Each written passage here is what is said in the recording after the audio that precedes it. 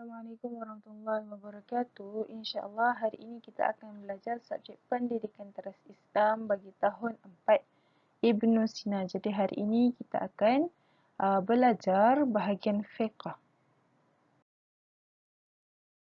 Kita pergi kepada pelajaran 1 iaitu solat Jumaat. Jadi apa yang kamu tahu tentang solat Jumaat ni?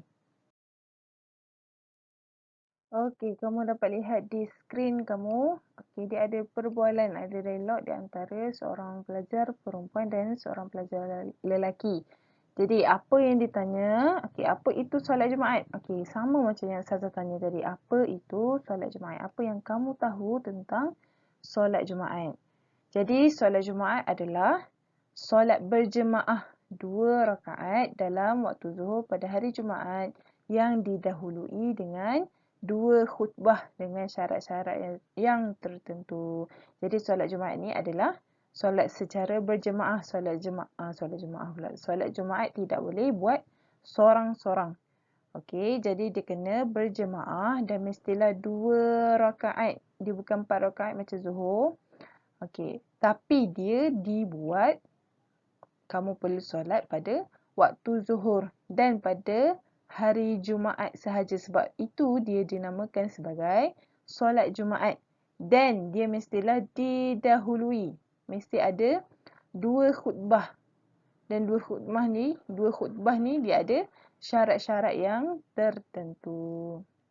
Kemudian kita tengok hukum solat Jumaat. Apa dia hukum solat Jumaat? Jadi solat Jumaat ini adalah fardu ain. Apa itu fardu ain? Ia adalah wajib bagi orang lelaki dewasa yang beragama Islam, merdeka dan bermastautin. Okey, nanti kita akan pergi secara lebih details. Okey, syarat-syarat wajib bagi solat Jumaat. Kemudian kita tengok lafaz niat solat Jumaat. Mari kita baca bersama-sama. Usalli fardal Jum'ati rak'ataini ma'muman lillahi ta'ala. Sahaja aku solat fardu Jumaat 2 rakaat mengikut imam kerana Allah Ta'ala. Okey, kamu mesti untuk solat Jumaat, kamu mesti niat mengikut imam. Kerana solat Jumaat kamu tidak boleh solat bersendirian, berseorangan tak boleh. Kamu mesti solat berjemaah. Jadi niat kamu mestilah mengikut imam.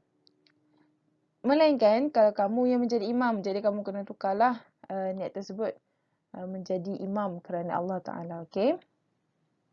Dan lafaz niat ni wajib kamu ingat bagi, terutama sekali bagi lelaki lah. Okey, perempuan boleh juga ingat. Dan untuk subjek ni mesti ingat. Tetapi lelaki wajib sebab mereka nak solat Jumaat. Seterusnya kita lihat syarat-syarat wajib bagi solat Jumaat. Dia ada 7 syarat wajib untuk solat Jumaat. Kita tengok satu persatu. Yang pertama adalah Islam. Orang itu wajib, orang Islam lah, tidak boleh dan tidak wajib ke atas orang-orang kafir. Yang kedua adalah lelaki. Bagi lelaki dewasa lah, lelaki dewasa dan tidak wajib ke atas perempuan. Perempuan boleh solat Jumaat tetapi tidak wajib. Kalau lelaki, wajib. Kemudian yang ketiga, balik. Balik tidak wajib ke atas kanak-kanak. Kalau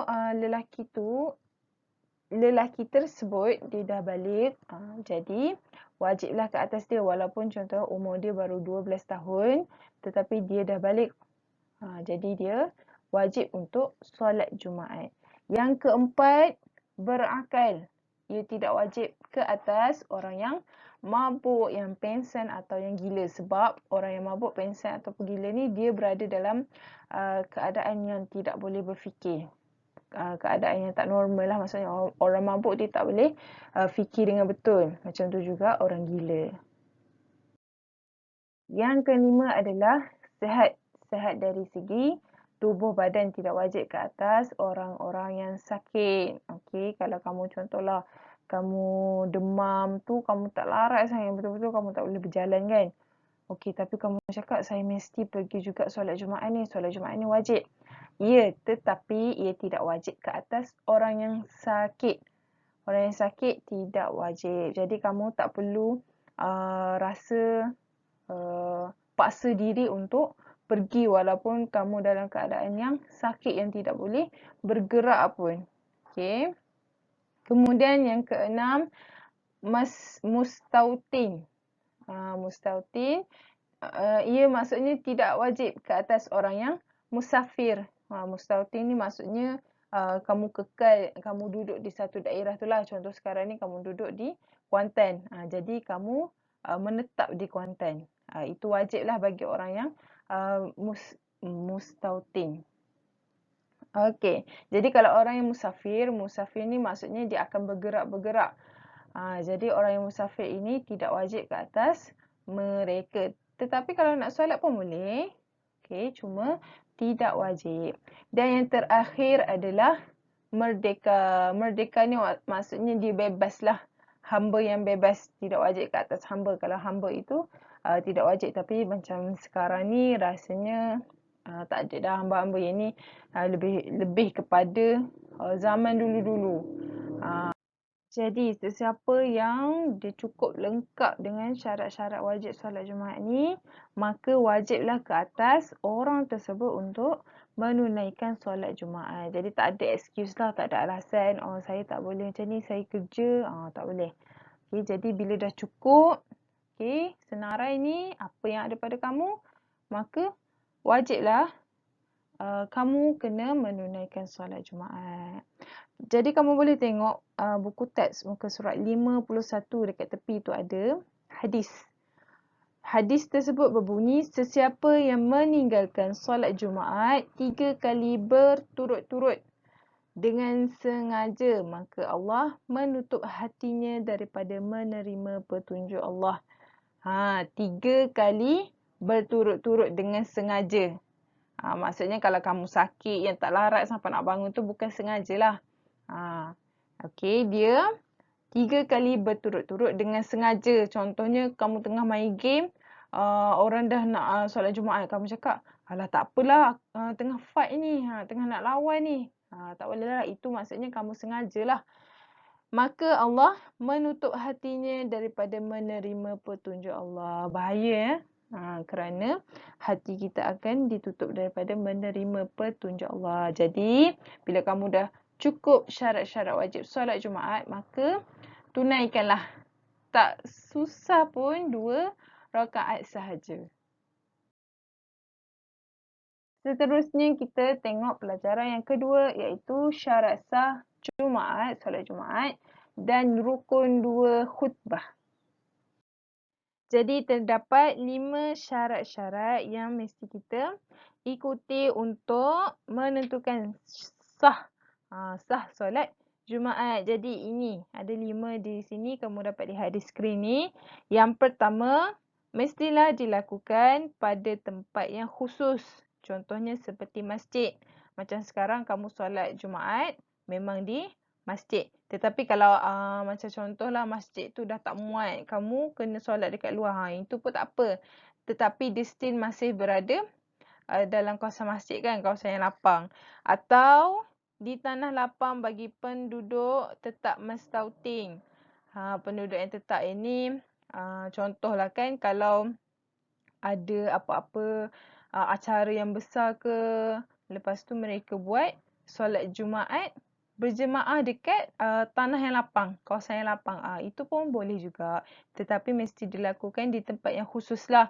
Tak boleh sorang-sorang. Mesti berjemaah. Kemudian yang kedua, dilakukan secara berjemaah. Ini syarat sah. Maksudnya bila kamu solat secara bersendirian, ia jadi tak sah lah. Sebab syarat sah mestilah secara berjemaah, beramai-ramai. Bukan berseorangan.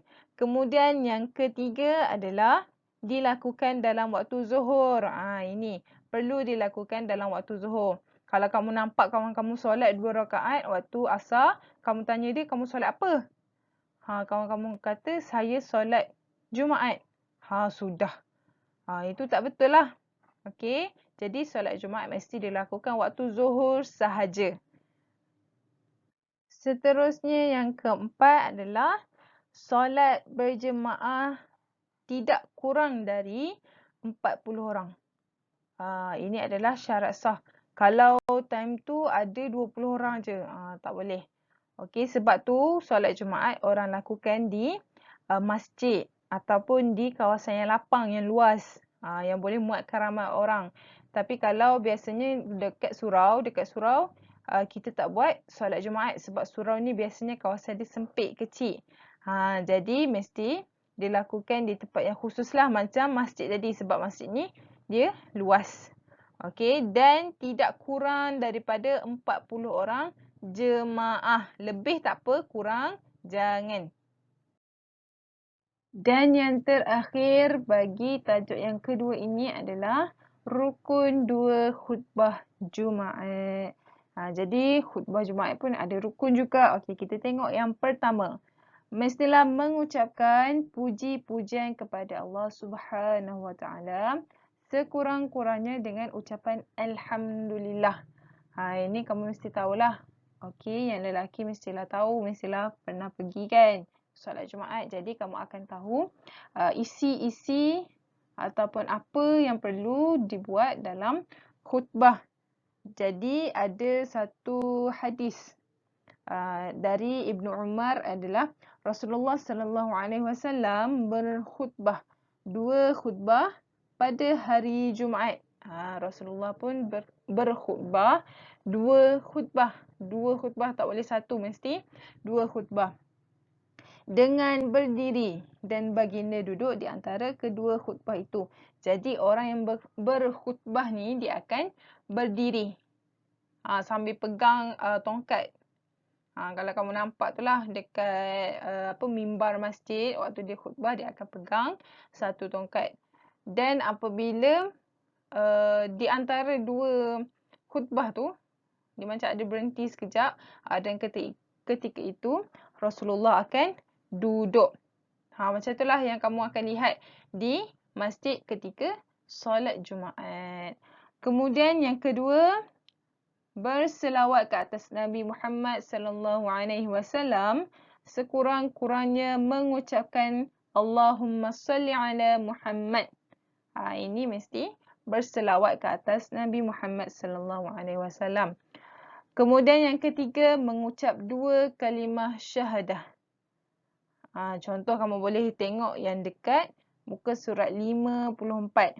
Qala Rasulullah sallallahu alaihi wasallam, kullu khutbatin laysa fiha tushhadu fahiya kal yadul hazima. Sabda Rasulullah sallallahu alaihi wasallam, tiap-tiap khutbah yang tidak ada syahadah adalah seperti tangan yang terpotong. Okay, hadis riwayat Ahmad dan Abu Daud. Jadi maksudnya mestilah ada 2 kalimah syahadah di dalam khutbah. Maksudnya dekat sini kalau tak ada 2 syahadah ni, tak lengkaplah kamu punya rukun khutbah ni. Keempat, bernasihat atau berwasiyah dengan takwa sekurang-kurangnya mengucap ittaqullah. Ini mesti kamu selalu dengar dan kamu perasankan di dalam khutbah. Ittaqullah. Dan mengajarkan apa-apa yang perlu kepada jemaah sesuai dengan keadaan tempat dan waktu. Okey, jadi kalau macam sekarang, Ustazah selalu terdengarlah dari rumah Ustazah lah sebab rumah Ustazah dekat dengan masjid.